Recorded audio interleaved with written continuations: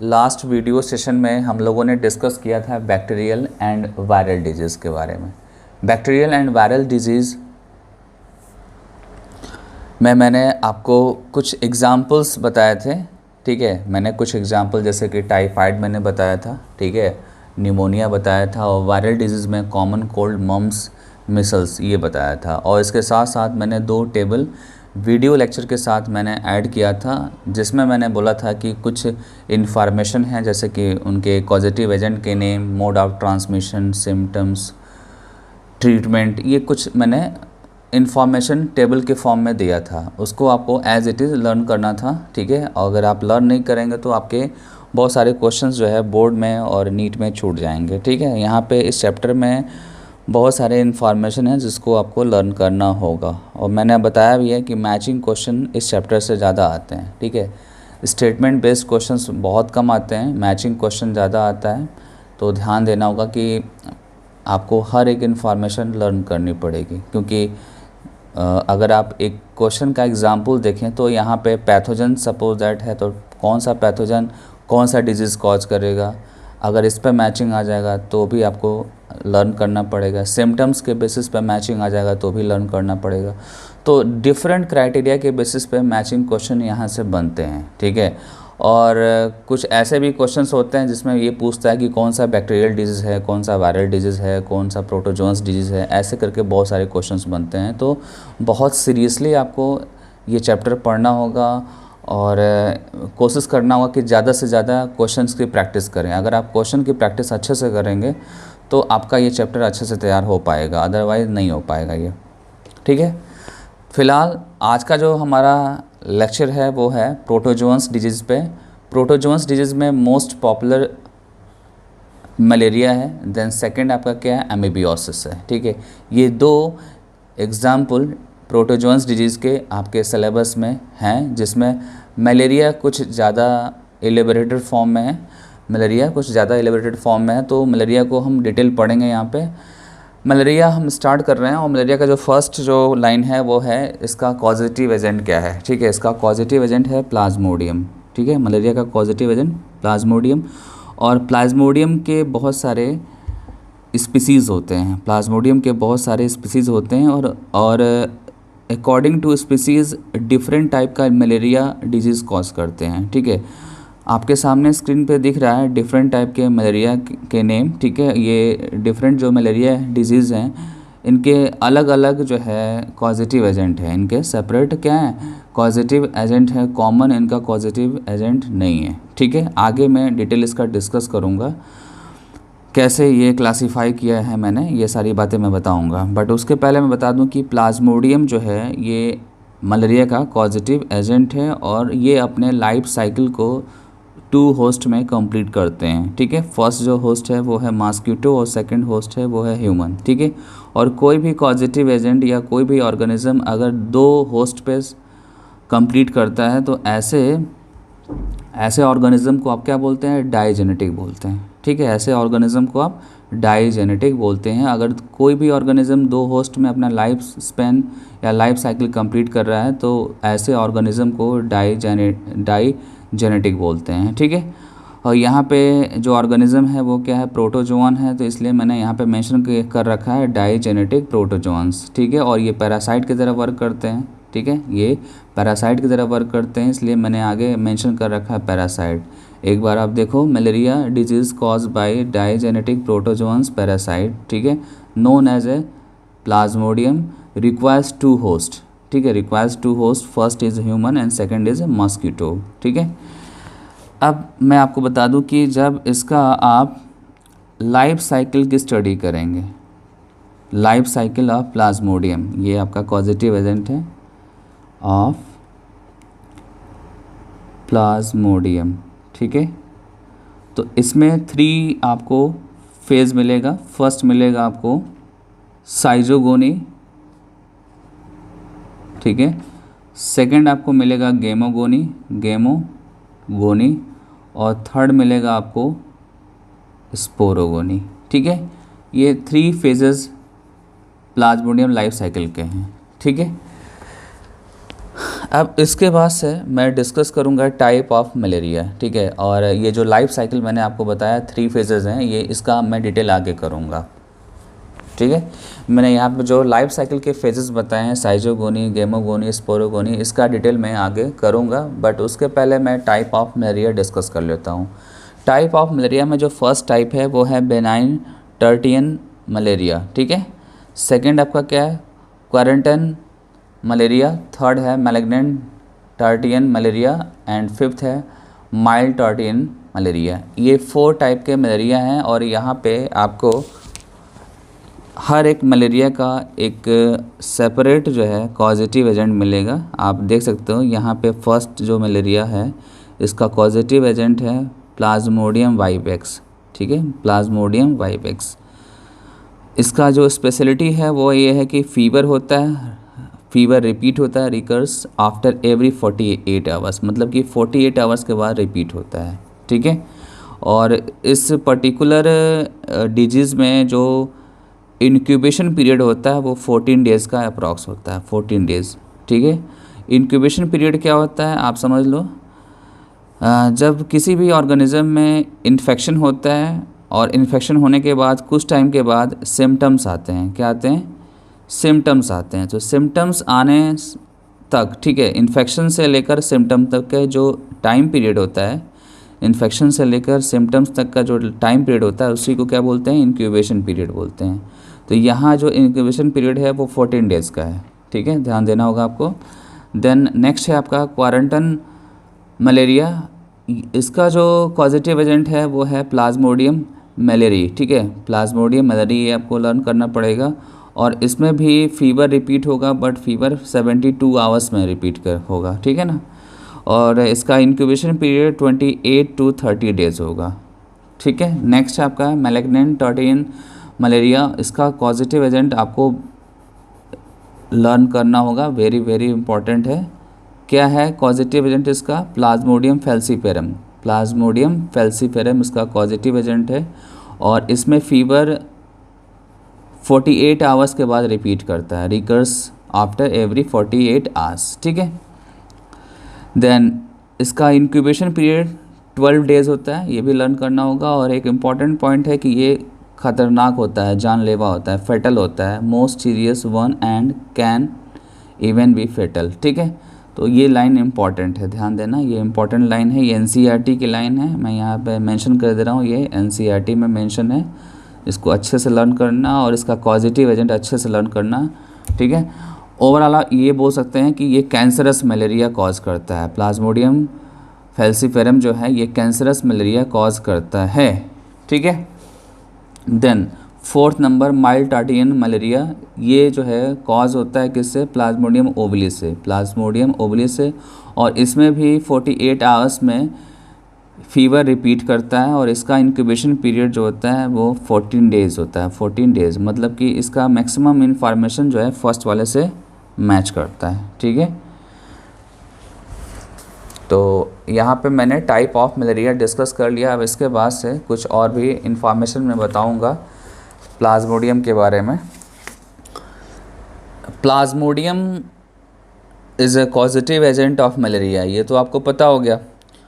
और जब आप प्लाज्मोडियम का लाइफ साइकिल आप स्टडी करते हैं तो लाइफ साइकिल यूजुअली आप स्टार्ट कहाँ से करते हैं, आप स्टार्ट करते हैं स्पोरोजॉइट स्टेज से। स्पोरोजॉइट वो स्टेज है जो ह्यूमन बॉडी में इंटर करता है, ह्यूमन बॉडी में इंटर करता है, ठीक है। जब कोई भी फीमेल एनाफिलीज, ठीक है, मैं यहाँ पे मेंशन कर दे रहा हूँ, जब कोई भी फीमेल एनाफिलीज मॉस्कीटो, ठीक है, यहाँ पे फीमेल में मेंशन कर दे रहा हूँ, मॉस्कीटो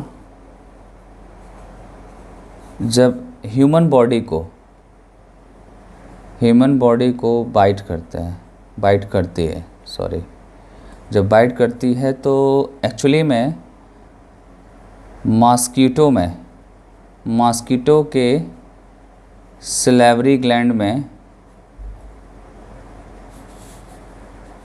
प्लाज्मोडियम का, ठीक है, प्लाज्मोडियम का स्पोरोजॉइट स्टेज वहाँ पे होता है, ठीक है।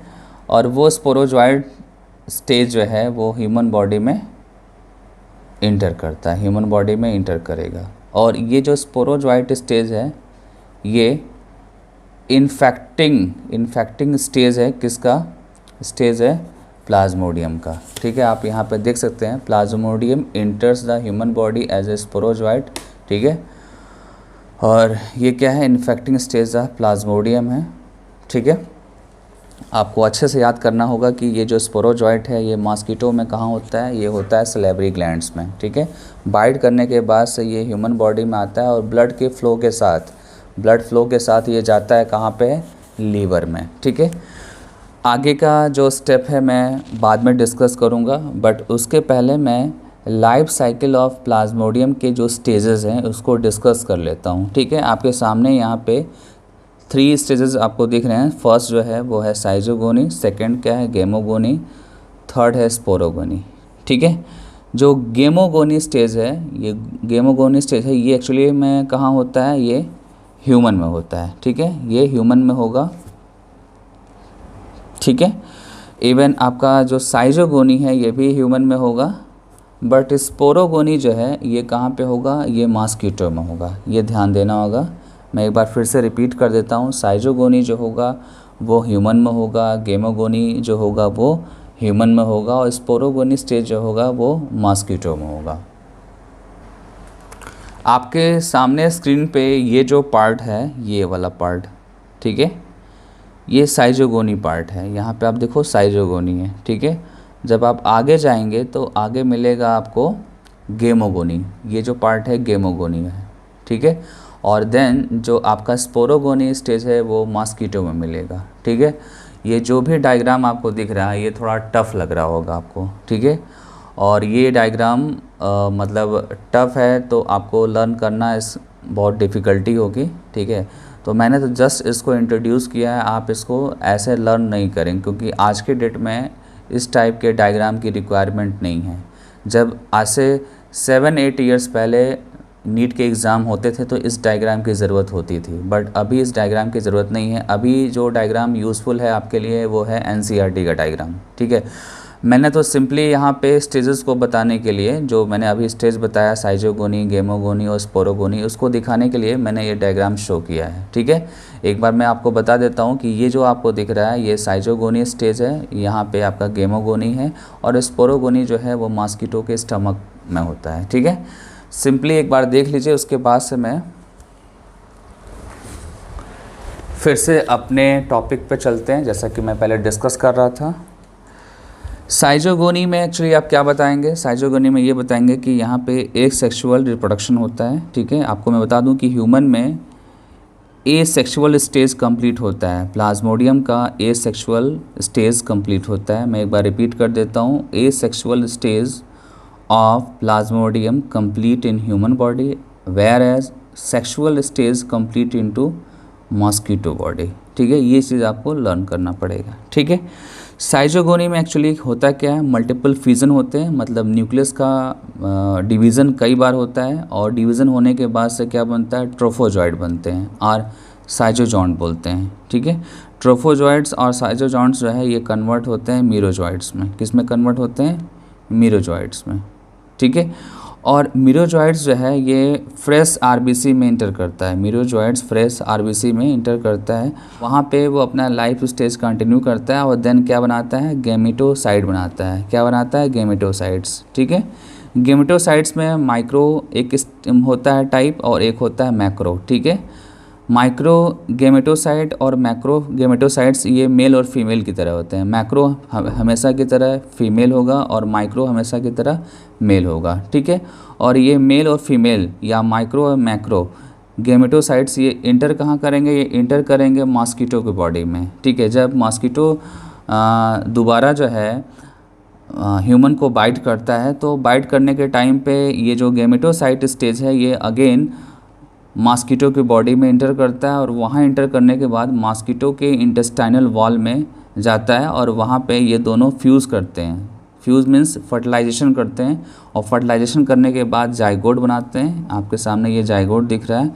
ठीक है, और फिर कुछ टाइम के लिए वो एक सिस्ट का फॉर्मेशन कर लेते हैं, कुछ टाइम के लिए वो सिस्ट का फॉर्मेशन करते हैं और देन उसके बाद से स्पोरोजॉइट स्टेज आ जाता है। इसके बाद से कौन सा स्टेज आएगा, स्पोरोजॉइट स्टेज आ जाएगा। ठीक है, तो ये चीज़ ध्यान देना है। स्पोरोजॉइट स्टेज आएगा तो ये स्टेज कहाँ पे होगा, सलेवरी ग्लैंड में होगा, ये भी ध्यान देना है।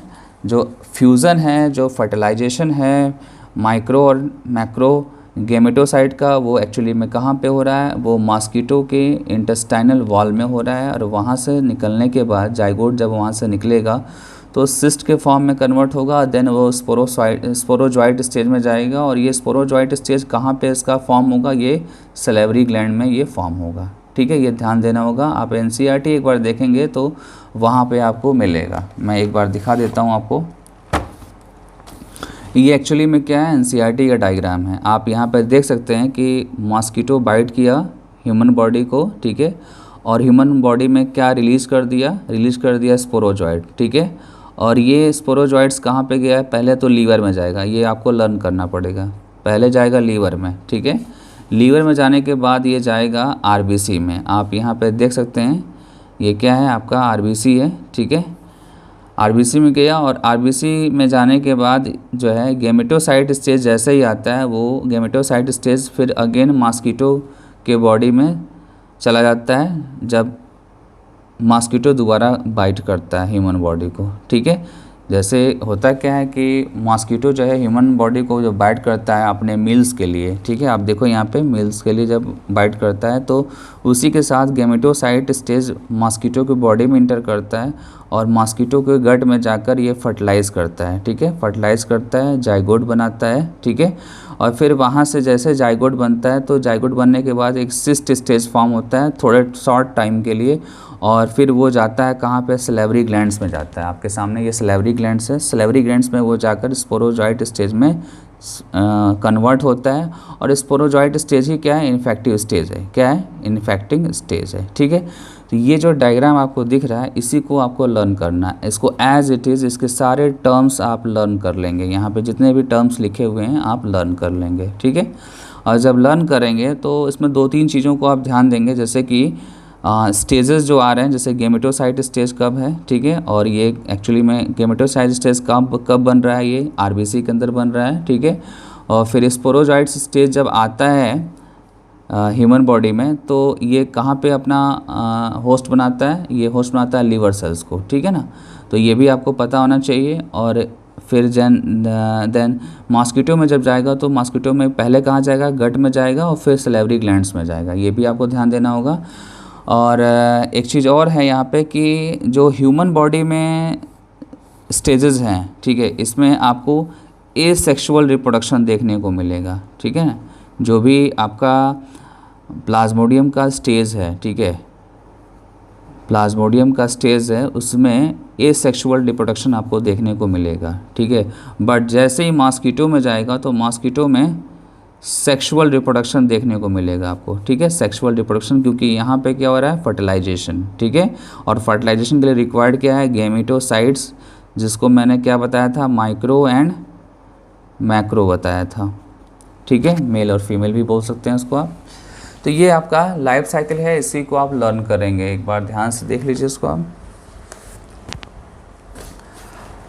अब गेमोगोनी को थोड़ा डिटेल में कर दूं। गेमोगोनी जब आप स्टडी करेंगे तो मैं बता दूं गेमोगोनी स्टेज कहाँ पे होता है, आरबीसी में। अभी जस्ट मैंने बताया कि गेमेटोसाइट्स कहाँ बनते हैं, आरबीसी में बनते हैं। ठीक है, और जब आप आरबीसी की स्टडी करते हैं प्लाज्मोडियम के लाइफ साइकिल में, तो वहाँ पे कुछ फेजेस को भी आप मेंशन करते हैं। जैसे आरबीसी में जो फेज चल रहा है उसको आप बोल सकते हैं इरिथ्रोसाइटिक्स फेज। क्या बोल सकते हैं उसको आप, इरिथ्रोसाइटिक्स फेज। ठीक है, उसके पहले का जो फेज है वो है प्री इरिथ्रोसाइटिक फेज, और उसके बाद का जो है वो है post erythrocytic phase, post erythrocytic phase. ठीक है, तो ये जो है आरबीसी के रेस्पेक्ट में सारे फेजेस को बताया गया। अगर आरबीसी से पहले अगर डिस्कस करें तो आपको पता है ना कि स्पोरोजॉइट किस में इंटर करता है, लीवर सेल्स में, तो वो जो फेज होगा वो प्री इरिथ्रोसाइटिक फेज होगा। ठीक है, और आरबीसी के बाद अगर कोई फेज है तो वो क्या है आपका पोस्ट इरिथ्रोसाइटिक फेज, जिसमें स्टार्ट होता है कौन सा स्टोरी, मॉस्किटो का स्टोरी। ठीक है, मॉस्किटो वाली पूरी स्टोरी यहाँ पे आप मेंशन कर सकते हैं। ठीक है ना, अब कुछ और भी इन्फॉर्मेशन है, इसको देखिए आप। One by one. देखो आप, कॉजेटिव एजेंट प्लाज्मोडियम ये तो पता है, इन्फेक्टिंग स्टेज स्पोरोजॉइट ये भी पता है, वेक्टर जो है यहाँ पे क्या है, फीमेल एनाफिलीज मॉस्किटो है, ठीक है। जब इंटर करता है प्लाज्मोडियम, जब इंटर करता है प्लाज्मोडियम ह्यूमन बॉडी में तो वो कौन सा स्टेज होता है, स्पोरोजॉइट, और ब्लड फ्लो के थ्रू स्पोरोजॉइट कहाँ जाता है, लीवर सेल्स में, ठीक है। और लीवर सेल्स में जाने के पहले वो एसेक्सुअली रिप्रोड्यूस होता है, एसेक्सुअली रिप्रोड्यूस होता है, ध्यान देना होगा, ठीक है। मैंने आपको बताया है कि ह्यूमन बॉडी में जो भी होगा रिप्रोडक्शन को लेकर वो एसेक्सुअली होगा, जो भी होगा वो एसेक्सुअली होगा, ठीक है। जब लीवर में जाएगा तो लीवर में मेन जो स्टेजेस हैं वो है आपका ट्रोफोजॉइट स्टेज, ठीक है, trophozoite stage, then singlet ring stage, singlet ring stage. पहले इससे क्वेश्चंस आते थे, ठीक है, पहले इससे क्वेश्चंस आते थे, बट अभी इससे क्वेश्चन नहीं आते हैं, बट आप नेम लर्न कर लेंगे, trophozoite stage and singlet ring stage, ठीक है। देन लीवर सेल्स के अंदर एक और कन्वर्जन होता है और उस कन्वर्जन के बाद क्या बनता है, मीरोजॉइट्स बनता है, ठीक है। मीरोजॉइट्स ये लीवर सेल्स के अंदर बन जाता है, फ्रेश लीवर सेल्स में ये फॉर्म हो जाता है। उसके बाद से वहाँ से रिलीज़ होकर वो ब्लड में जाता है और ब्लड में आरबीसी में जाता है। आरबीसी में वो पता है कि आरबीसी में जब प्लाज्मोडियम इंटर करता है, प्लाज्मोडियम का मीरोजॉइट स्टेज, तो वहाँ पे आरबीसी के अंदर कुछ केमिकल्स बनाता है जिसको हम क्या बोलते हैं, हीमोजॉइन, ठीक है। Hemozoin chill and high recurring fever के लिए रिस्पॉन्सिबल होता है और ये 3 to 4 डेज़ के बाद ये बार बार रिपीट करता है, ठीक है। देन नेक्स्ट पॉइंट है the female anopheles mosquito when bite an infected human beings the malarial parasite gametocytes enter into the mosquito body. ये मैं बता चुका हूँ ऑलरेडी, ठीक है। Undergoes further development to form sporozoite that finally move to the salivary glands, ठीक है, ये सब बता चुका हूँ। The bite of these mosquito introduce the sporozoite inside the human body, thus initiating the above mentioned cycle process again, ठीक है। ये सब मैं बता चुका हूँ आपको।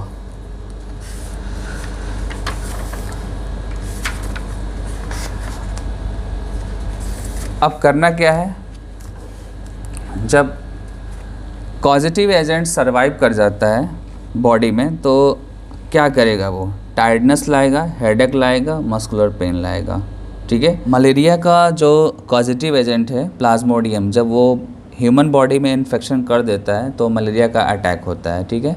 मलेरिया का अटैक होता है तो बॉडी में चेंजेस आते हैं, जैसे कि टायर्डनेस हुआ, आपका हेडेक हुआ, मस्कुलर पेन हुआ, ठीक है। और मलेरिया का कुछ यूनिक कैरेक्टरिस्टिक्स है, जैसे कि जब आप मलेरिया होता है, उसका अटैक होता है तो उसमें जो फेजेस होते हैं वो कुछ यूनिक होते हैं। यहाँ पे आप देख सकते हैं, जब सिम्टम्स आते हैं तो आपको देखने को मिलेगा यहाँ पे cold stage, then hot stage, then sweating stage, ठीक है। कोल्ड स्टेज में क्या होता है, चिलिंग होता है, सीवरिंग होता है, ठीक है। हॉट स्टेज में क्या होता है, टेम्परेचर राइज कर जाता है, स्वेटिंग स्टेज में टेम्परेचर फॉल हो जाता है, ठीक है। तो ये कुछ कैरेक्टरिस्टिक्स फीचर हैं, कैरेक्टरिस्टिक्स फीचर है जब मलेरिया का अटैक हो जाता है बॉडी में तो ये चीज़ आपको देखने को मिलेगा। और टेम्परेचर जब आएगा तो रिकरिंग फॉर्म में आएगा, ठीक है। टेम्परेचर जब भी आएगा तो वो रिकरिंग फॉर्म में आएगा, मतलब रिपीट होगा सेम टाइम पे, मतलब सेम ड्यूरेशन के बाद वो रिपीट होगा, ठीक है। तो ये आपने मलेरिया के बारे में डिटेल पढ़ लिया। अब इसके बाद हम डिस्कस करेंगे important measures to control malaria, ठीक है। और इस टॉपिक को स्टार्ट करने से पहले मैं आपको बता दूं कि जो भी अभी तक हम लोगों ने मलेरिया टॉपिक में पढ़ा वो आज के करंट सिलेबस के अकॉर्डिंग सफिशिएंट है। पहले के सिलेबस के अकॉर्डिंग इसको बहुत बढ़ा चढ़ा के बहुत ज़्यादा डेप्थ में हम लोग पढ़ाते थे, बट अभी इसकी ज़रूरत नहीं है क्योंकि जो क्वेश्चन आ रहे हैं आपके नीट के उसमें इसकी रिक्वायरमेंट नहीं है डिटेल, ठीक है। जितना मैंने बताया दैट इज़ सफिशिएंट, ओके। तो चलते हैं नेक्स्ट टॉपिक पे। Next topic important measures to control malaria, ठीक है। और यहाँ पे हम 2 लेवल पे हम कंट्रोल करने की बात करेंगे। एक होगा आपका, फर्स्ट होगा एलिमिनेशन और डिस्ट्रक्शन ऑफ बैक्टीरिया होगा, और दूसरा होगा treatment of the infected patient, ठीक है। ये 2 कंट्रोलिंग का होगा, जिसमें फ़र्स्ट को हम डिटेल डिस्कस करेंगे। फर्स्ट में मेंशन है, देखो आप, fitting door and window with the wire nets, ठीक है। मतलब हम डोर और विंडो लगाएंगे, ठीक है, और उसमें नेट लगा देंगे, ठीक है। नेट लगाने से क्या होगा कि फीमेल जो एनाफिलिस मॉस्किटो है वो हमारे घर में नहीं इंटर कर पाएगी, ठीक है। ये फर्स्ट जो है क्या हो गया, मेजर्स हो गया, ठीक है। और ये एक्चुअली में हम ये मेजर्स कहाँ पे कंसीडर कर रहे हैं, ये एलिमिनेशन और डिस्ट्रक्शन ऑफ वेक्टर, मतलब हम एनाफिलिस मॉस्किटो पे हम कंट्रोल करने की कोशिश कर रहे हैं। अगर ये कंट्रोल हो गया तो मलेरिया बाय डिफ़ॉल्ट कंट्रोल हो जाएगा, ठीक है। देन सेकंड आइए, avoiding stagnation of water in and around the residential area. जहाँ पे हम सब रहते हैं वहाँ पे वाटर लॉन्ग टाइम तक स्टोर ना हो, ठीक है, और वहाँ पे जमा ना हो, इस चीज़ को हम अवॉइड करने की कोशिश करते हैं, ठीक है। कहीं पे भी अगर आपको दिख रहा है स्टेगनेंट वाटर तो उसको क्या करेंगे, उसको हटाने की कोशिश करेंगे आप, ठीक है। अगर हटाएंगे नहीं तो फिर से क्या होगा, फिर से एनाफिलिस मॉस्किटो का लाइफ साइकिल कंटिन्यू रहेगा, और कंटिन्यू रहेगा तो प्लाज्मोडियम हमारे बॉडी में आएगा, क्योंकि जहाँ पे मॉस्किटो वहाँ पे ह्यूमन को बाइट किया तो प्लाज्मोडियम बॉडी में इंटर कर जाएगा वो ना, ठीक है। चलो थर्ड आप देखो, regular cleaning of the house hold coolers, ठीक है। जैसे कि जो कूलर हम यूज़ करते हैं वहाँ पे हमेशा हम पानी रखते हैं, वाटर रखते हैं, तो वहाँ पे भी चांसेस होते हैं एनाफिलिस मॉस्किटो के ग्रो करने के, तो उसको भी हम क्लीन करते रहेंगे, ठीक है। देन हम नेट का यूज़ करेंगे, ठीक है। और एक स्पेशल पॉइंट है, ध्यान देना, जिसको मैं रेड पेन से मेंशन कर दे रहा हूँ, इंट्रोड्यूसिंग फ़िश लाइक गैम्बूसिया इन पॉन्ड्स, ठीक है। पॉन्ड के अंदर गैम्बूसिया एक फ़िश डाल देते हैं, जो क्या करते हैं, मॉस्किटो का लार्वा स्टेज को खा जाते हैं, मॉस्किटो के लार्वा स्टेज को वो खा जाते हैं, ठीक है। इसके साथ साथ हम स्प्रे करते हैं इंसेक्टिसाइड को, जिससे क्या होगा, मॉस्किटो जो है, मॉस्किटो हमारे सराउंडिंग नहीं मिलेंगे, ठीक है ना। तो ये कुछ एलिमिनेशन और डिस्ट्रक्शन ऑफ वेक्टर के कुछ ये मेथड थे जिसको हम फॉलो करके कंट्रोल कर सकते हैं मलेरिया को, ठीक है। देन सेकंड देखते हैं, सेकंड क्या है, treatment of the infected patient. तो यहाँ पे कुछ ट्रेडिशनल मेडिसिन है जिसको लर्न करना है आपको, क्लोरोक्विनोन एंड प्राइमेक्विनोन, ये आपको लर्न करना है, ये मेडिसिन है, सिंपली इसको लर्न करना है।